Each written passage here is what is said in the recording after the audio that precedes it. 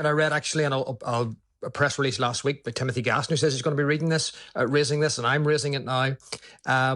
They have not put facilities for a bus service to be able to drop off or pick up students from the college at the new campus.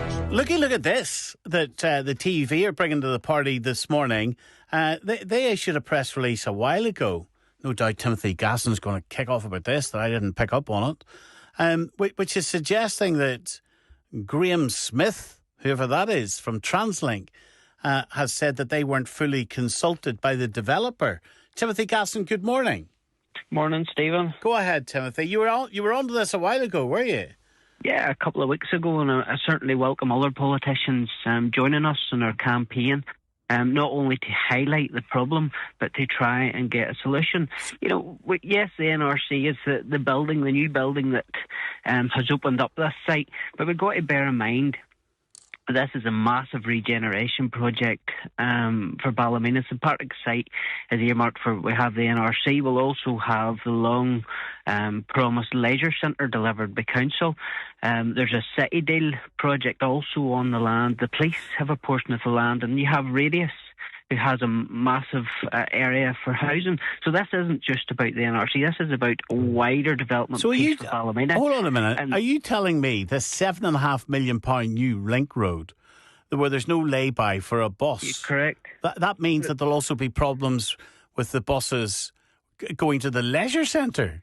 Well, I believe that this isn't just about the NRC. This is about access and facilitating public transport in this entire regeneration project in Ballymena. This is a fundamental flaw that has been exposed.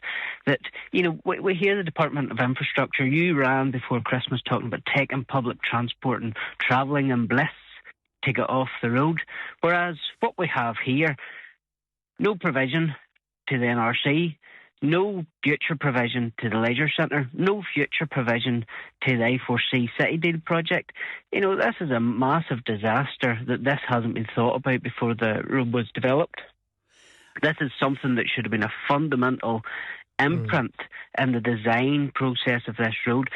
So much money has been spent on these wide public access footpaths, and then when it comes to facilitating new government buildings, it hasn't even been considered, Stephen. There's a cycle lane, isn't there? It's unbelievable. We do need to get a solution to this, and a solution to this quickly. It shouldn't be just about taking pieces of ground out of the NRC or taking a piece of ground out of the leisure centre. This should have been something from the beginning. When they're driving these public transport messages, the government leads by example. And it's quite clearly, in this instant, it has dropped the ball. It's a fundamental flaw and a massive piece of infrastructure which has so much potential for opening up Ballymena. I'm confused, if I'm being honest, this morning, because infrastructure is saying, so we've got our news bulletins today saying that the road is not suitable for public transport, right? And presumably they're getting that from TransLink. Then we have the Department of Infrastructure saying the absence of a lay-by on a road does not preclude future provision of public transport services. There are examples of other recently constructed roads in Northern Ireland that do not have them. When a bus instead stops in the active lane, this ensures traffic behind a bus is brought briefly to a halt. So is infrastructure actually saying that they want queues of traffic behind a bus? On a brand new road. On a brand new road. Yeah. Rather than a bus pulling in so that the cars can continue to drive past the bus. Stephen, that's a nonsense to try and cover face. Let's be honest. Let me read that sentence again. When a bus instead stops in the active lane, this ensures traffic behind a bus is brought briefly to a halt as passengers board and alight. It also offers greater scope for the ultimate location of public transport stops on a new road such as this to be flexible and determined in response to emerging demand as the need of users become clear. They are doing this. Infrastructure is actually highlighting the advantages of a bus not being able to pull over. And they'll lay by. Why do we need bus lanes then? Let's get rid of all them. Stephen, let's look at the Department of Infrastructure. They're the department that are in charge of TransLink. They're the department that's in charge of the road network. So they're giving out mixed messages here. Their arm's length body and the department are at odds of what should and shouldn't be done here. Whereas this is something that has been designed by DFI, and on that basis should have incorporated and included consultation with TransLink to see how can we open this road to ensure that we can get the maximum amount of people going on public transport and taken away from their cars. By the way, we'll remind you about the Belfast initiative and what TransLink were pumping out in terms of ditching our car. Go by bus, train or glider and embrace the bliss of a hassle-free commute with TransLink. Well, you'll not be having a hassle-free commute to this new regional. Stephen, could I answer that? Yes.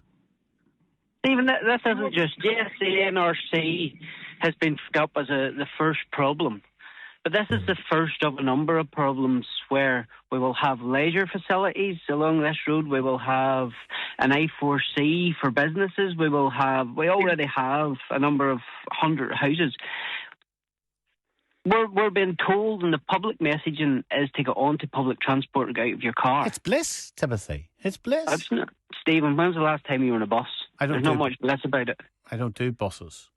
Yeah, so... And I'm not saying I shouldn't, by the way. I'm just saying the reality is I don't, so I'm ill-informed about buses is what I mean. But there's nothing to encourage people to get on and use public transport for the way they've designed this road to then have to walk.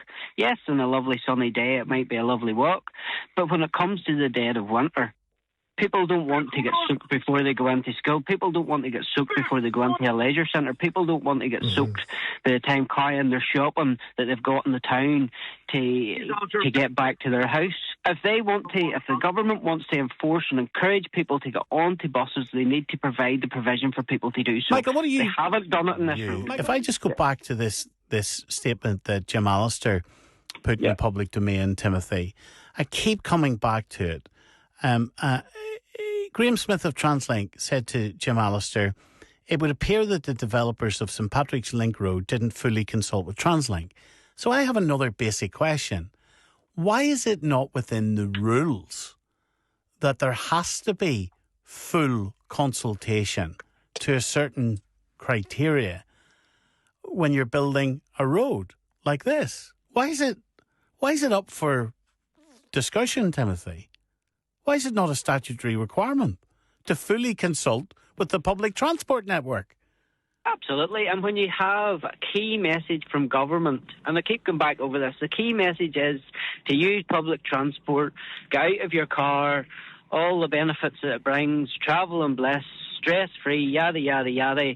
And then when it comes to designing a new road, they don't consider it.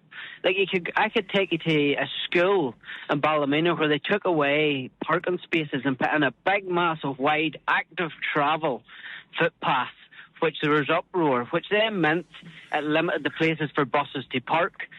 And, they're wanting people to walk. But in this new road, they don't want to have people to use the bus pass. Timothy, while you're used to criticising the other political parties, actually, here you have an opportunity where you could welcome your partners in politics and wrap your arms around them and work with them. And hold hands, and everything's all good in the world, Stephen, as you can hear this morning.